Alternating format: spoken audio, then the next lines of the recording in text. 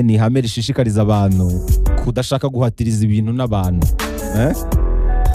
guhagarika gushaka kugenzura ibikorwa by'abantu cyangwa se ibyo bagutekerezaho cyangwa se ibijyanye n'amahitamo yabo, ntabwo rimwe na rimwe babikureba. Iri hame riraduha igikuta twebwe dukunda kureba ibintu by'abantu badutekerezaho. Mwicare twige rero. Muri make iby'abandi bafata nk'ibyemezo ntabwo ari business zacu, ibyo ntabwo bitureba. Ntabwo bitureba na gatoya rwose. Igihe cyose utengushywe ujye wibwira muri wowe uti let them, bareke.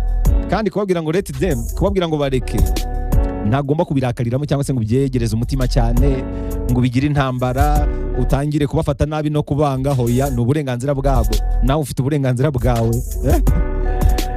Muri make iri hame riratubwira ngo hinduraho imbaraga zawe uzerekeza aho kuzishyira ku bantu batagushaka no ku bintu bitagushaka, uzerekeze ku bikureba. Muri make reba ibikureba, ibitakureba urebe hirya, kandi no kureba hirya nturakare, ntubirakariremo.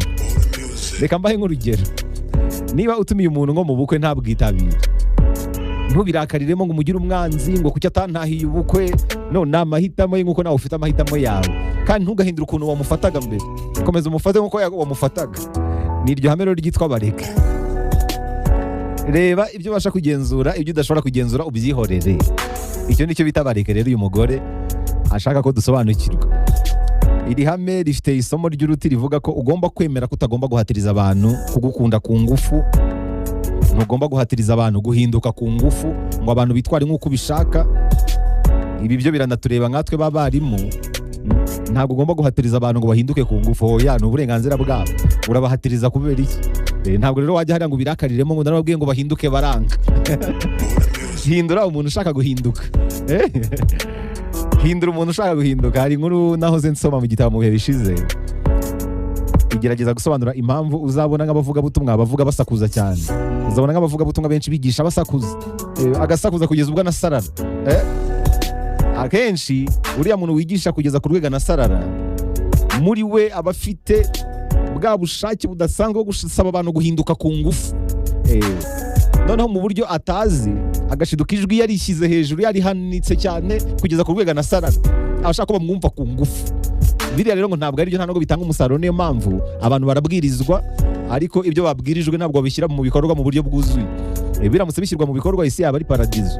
Nta byaha byaba biri hano hanze, nta n'abantu biyoberanya baba bahari. Ni uburyo bwo gushaka gufata abantu ku ngufu rero, gufata abantu ku ngufu ngo bahinduke ku ngufu, cyangwa se kubahatiriza kwemeranya nawe.